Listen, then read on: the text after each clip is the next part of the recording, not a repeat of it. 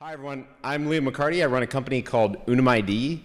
We are the ID card network, and I want to tell you what we mean by that. We describe an ID card network as the next big card business, which begs the question, what was the first big card business? So I'll take you back to the 1950s. In the 1950s, making payments was hard. The average consumer in the US had over a dozen forms of credit. These are things like charge coins and charge plates. You would go to Sears or Gimbels or Mobil Oil, and you would have a specific line of credit with that merchant. This was a huge pain for consumers. You had to have a dozen things in your pocket just to buy basic things. It also was something that only the largest merchants in the world could offer, because extending lines of credit is quite difficult. It's quite expensive. In 1958, Bank of America introduced Bank AmeriCard. This was the first general purpose credit card in the world, and it revolutionized payments. That plastic rectangle would go on to change the world. And now all of us in our physical wallets have a credit card.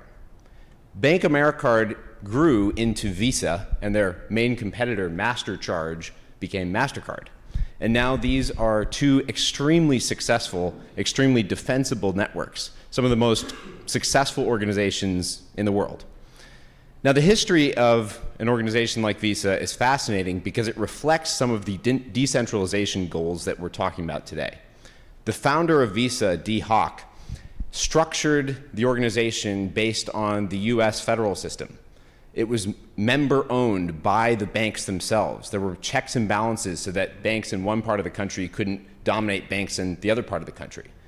And the whole premise was what you need is operating rules to allow for a network of participants, member-owned, so that everyone could benefit.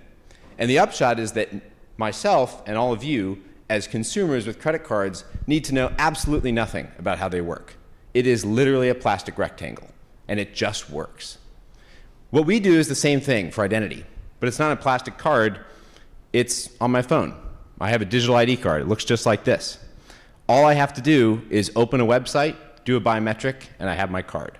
This contains verified data about who I am.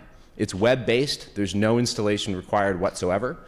And what it means is that anyone who needs to know something about me simply asks for it. I click a button, I do Face ID, and I'm done.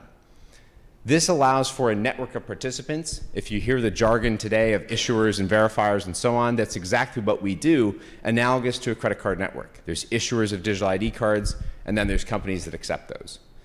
We think this sort of network structure is what's required, because at the end of the day, we as consumers who want to prove something about ourselves, we don't want to have to think about the details. We want something as easy as a plastic rectangle. But because it's 2022, it should be on our phones. And companies want something as easy as just asking a question and getting an answer. So I would love to talk to all of you about this. As some brief fun history, my brother and I run this company together. We started in college by building civic engagement tools, and we had proof of constituency so that people could prove that they were constituents, particular government reps. We're very passionate about the intersection of the private and public sectors in this. We think that there has to be cooperation, and that we, playing our role in the private sector, should collaborate with government.